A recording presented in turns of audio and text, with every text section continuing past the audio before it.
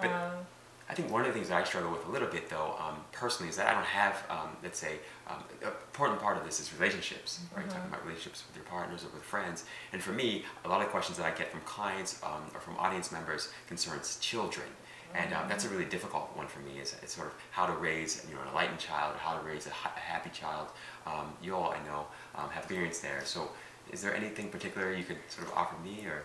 Wow, well, that's one of my favorite subjects, I feel like I'm kind of, well, according to my numerology especially, I'm kind of like a cosmic, parent, a cosmic mother. And I just think it's so important that we put attention on our children.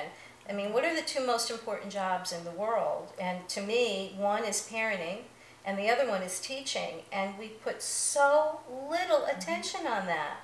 And I kind of think that we need a license to raise children.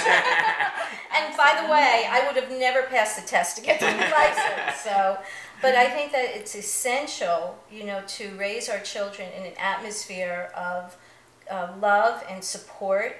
And, children are bombarded with so many things from the outside all the time.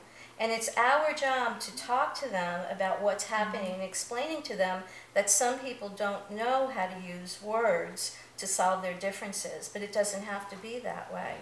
And that the most important thing for me is what type of behavior are you modeling to your children? Modeling is the key.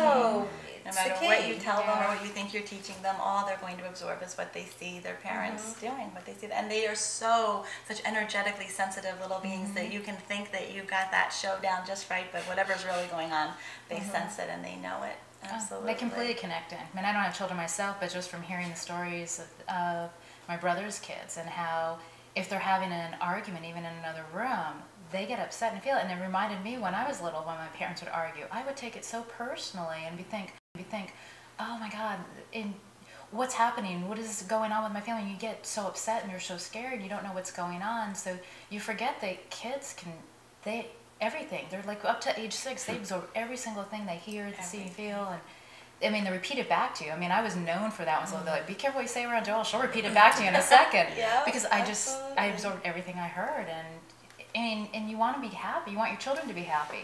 So if you're not happy with yourself, how are your children going to be happy? So you really need to model it, not just doing it for the kids, but do it for yourself first. You need to think of it as doing it for the kids. If that's what it takes for you to do it, to get your act together, you think of it that way. It's so interesting because I remember growing up, and I grew up in a very loving family, but lots of conflict. And and I was like a sponge. I was that sponge that was absorbing all of that. And so for most of my life, I sort of existed in this state of anxiety. And one of the best days I can remember of my life is the day that my parents told me they were getting divorced. Oh, really? Absolutely. Wow. And because I remember them being so sort of miserable and so unhappy being together. And I know it wasn't an easy decision for them. There was lots of guilt about it, and they were concerned about the kids. And the whole time, all I was doing inside was like secretly rooting for them to get divorced, because I knew that at the end of the day, that had to have been better than what they were experiencing being together. Absolutely. I thought the same thing as kids. My brother and I used to be like, oh, I wish my parents would get divorced, because they weren't happy together. And they would put on this front for everybody else in the community, because that's what you did in the American way. Nobody can know what your problems are. Everybody has to think you're the happy, wonderful family. But inside, you're dying inside because you feel their pain and you don't know what to do, and there's nothing you can do to help them. I think there are so many assumptions like that. Like the assumption is kids are better off with their parents together than apart, that just mess up so many people's parenting. And when I talk to authors of children's books, the question that always kills me, like someone wants to know, well, what are 10-year-olds like, or what are 10-year-olds into? It's like saying, what are 40-year-olds like? We tend to group kids as though they're just like this blanket category of being, and they're just as unique and diverse and different as people at any age. And the key to good parenting is really knowing your unique child. And I think also what's critical, talking about whether you should get divorced or whether you shouldn't, because I have clients that will sometimes ask me, and I don't know what to do. This is a loveless, lifeless marriage, but I want to stay together for the kids. And I always say to them, again, about modeling, what type of behavior are you modeling for your kids? What do you think your kids are going to grow up to look for in a relationship?